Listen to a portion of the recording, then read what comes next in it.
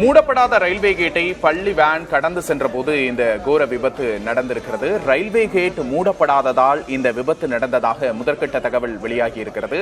Railway துறையில் பணியாற்றிய ஊழியர்கள் கூறும்போது இது முழுக்க முழுக்க மனித அலட்சியத்தால், மனித தவறால், ரயில்வே ஊழியர்களின் தவறால் நடந்த விபத்து என்கிறார்கள். இன்டர்லாக்கிங் சிஸ்டம் எனப்படும் ஆட்டோமேட்டிக் கேட்டு மூடப்படும் சிஸ்டம் இல்லாததால் இந்த ரயில் அந்த கேட்டை கடந்து சென்றதாகவும், இதனால் இந்த பள்ளி வேனின் மீது ரயில் மோதியதாகவும் சொல்லப்படுகிறது. ரயில் மோதியதில் பள்ளி வேன் உருக்குலைந்திருக்க காட்சிகளையும் பார்க்க முடிகிறது. கடலூர் மாவட்ட ஆட்சியர் நம்மிடையே இணைப்பில் இருக்கிறார். வணக்கம் சார். தற்போது இந்த கோர விபத்து அப்படிங்கிறது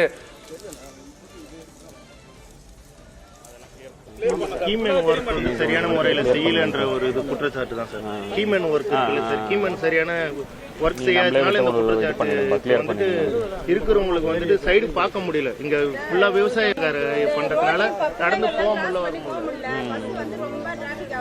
ஒரு 10 பிள்ளைங்க ஏற்றிட்டு போனாலும் பரவாயில்ல. நீங்க உங்கள்கிட்ட நாங்க மனு கொடுத்தோம், நாங்க நேரடி மனு கொடுத்தோம், இங்க நீங்க முகாம் போட்ட போய் நாங்க மனு கொடுத்தோம். இது வரைக்கும் எந்த ரெஸ்பான்ஸும் இல்ல. பிள்ளைங்க பாருங்க, பஸ் யாராவது எவ்வளவு கமிச்சு போய் பாருங்களா.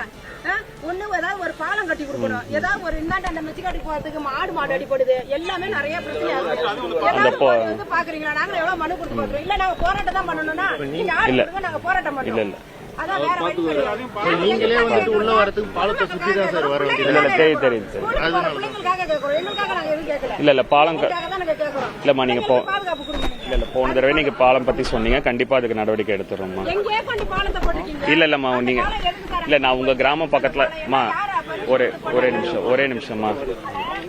இல்ல நீங்க லாஸ்ட் டைமே நான் உங்க கிராம பக்கத்துல வந்தப்பையும் நீங்க கொடுத்துருந்தீங்க அந்த மனு. அதுக்கப்புறம் அதுக்கு ஒரு எஸ்டிமேட்டும் தயார் பண்ணி இப்ப அதுக்கு ப்ரொபோசலும் அமைச்சிருக்கோம். கூடிய சீக்கிரம் அதுக்கு நாங்க நடவடிக்கை எடுத்து பாருங்க. கண்டிப்பா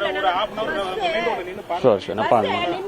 இல்லம்மா, இல்ல நீங்க போன தடவை நம்ம அந்த கிராம சபையில சொன்னதுக்கு அப்புறமே ஒரு டீம் போட்டு ஃபுல்லா பார்த்தோம். கண்டிப்பா அந்த இடத்துல தேவை இருக்குதாம்மா, அது கண்டிப்பா சீக்கிரமா பண்ணி தரதுக்கு நடவடிக்கை எடுக்கும்.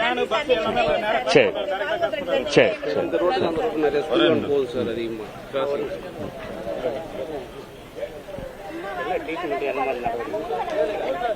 இப்போ செம்மங்குப்பம் பகுதியில் இன்னைக்கு காலையில் ஒரு ஆக்சிடென்ட் நடந்திருக்கு.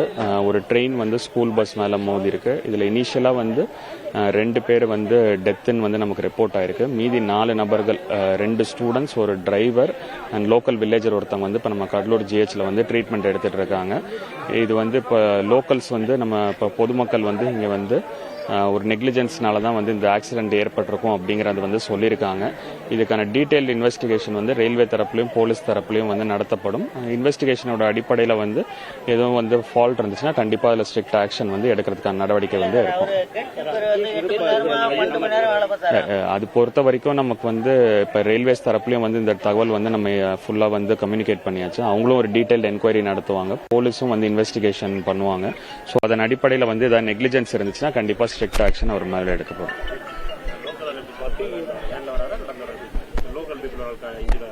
நடந்து ஆக்சிடென்ட் பார்த்துட்டு அவர் தான் எலக்ட்ரிக் ஷாக் பக்கத்துல அவர் நடந்து பார்த்ததுனால நடந்து.